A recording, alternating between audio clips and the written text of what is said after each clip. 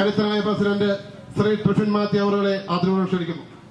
Youth Congress പ്രവർത്തകർ ഇപ്പോൾ ശക്തമായ പ്രതിഷേധത്തിലും പ്രക്ഷോഭത്തിലും നടന്നുകൊണ്ടിരിക്കുകയാണ്.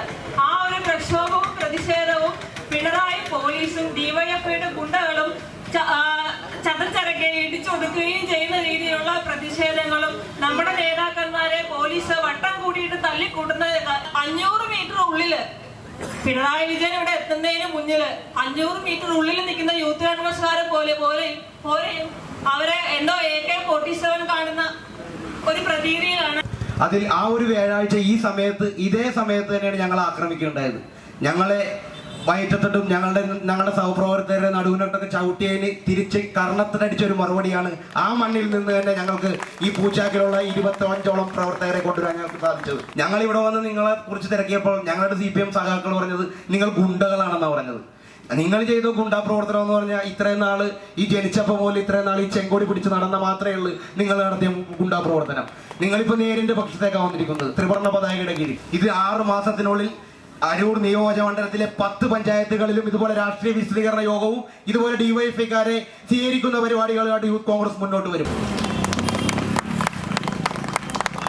പ്രിയപ്പെട്ടവരെ, നിങ്ങൾ വന്ന സമയവും നിങ്ങൾ വന്ന സന്ദർഭവും നിങ്ങൾ ചേരുന്ന പാർട്ടിയും അത് സത്യമാണ് എന്ന് ഈ നാടും ഇവിടുത്തെ മതവിശ്വാസങ്ങളും നമ്മുടെ കൂടെ നിൽക്കുകയാണ്.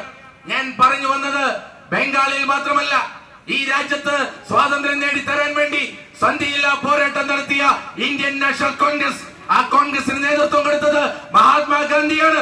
അഹിംസ എന്നതായിരുന്നു നമ്മുടെ മുദ്രാവാക്യം. പക്ഷേ പ്രിയപ്പെട്ടവരെ, നമ്മൾ ഒരു കാര്യം ഊട്ടിയുറപ്പിച്ച് വീണ്ടും പറയാൻ ആഗ്രഹിക്കുകയാണ്.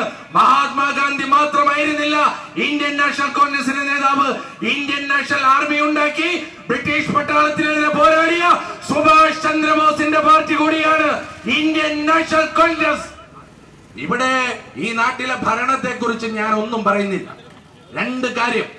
ഒന്ന്, ഈ നാട് നന്നാക്കാൻ വേണ്ടി കേന്ദ്രത്തിൽ വന്ന നരേന്ദ്രമോദി പറഞ്ഞത് 2 കോടി തൊഴിലവസരം ഒരു വർഷം. പ്രിയപ്പെട്ടവരെ, ആ 2 കോടി തൊഴിലവസരം എവിടെ? കേരളത്തിൽ എല്ലാം ശരിയാക്കാൻ വന്ന പിണറായി വിജയൻ പറഞ്ഞത് 20 ലക്ഷം തൊഴിലവസരം ഒരു വർഷം. എവിടെ തൊഴിലവസരം? എനിക്ക് ഉറപ്പുണ്ട്, ഇന്ന് നെടുമ്പാശ്ശേരി വിമാനത്താവളത്തിൽ നിന്ന് ഒരു ഫ്ലൈറ്റ് പോയാൽ ഈ നാട്ടിൽ നിന്ന് ഒരാളുണ്ടാകും എങ്ങോട്ട് പോകാൻ. ഒന്നെങ്കിൽ UK, ഇല്ലെങ്കിൽ കാനഡ, ഇല്ലെങ്കിൽ ഓസ്ട്രേലിയ, ഇല്ലെങ്കിൽ ന്യൂസിലാൻഡ്.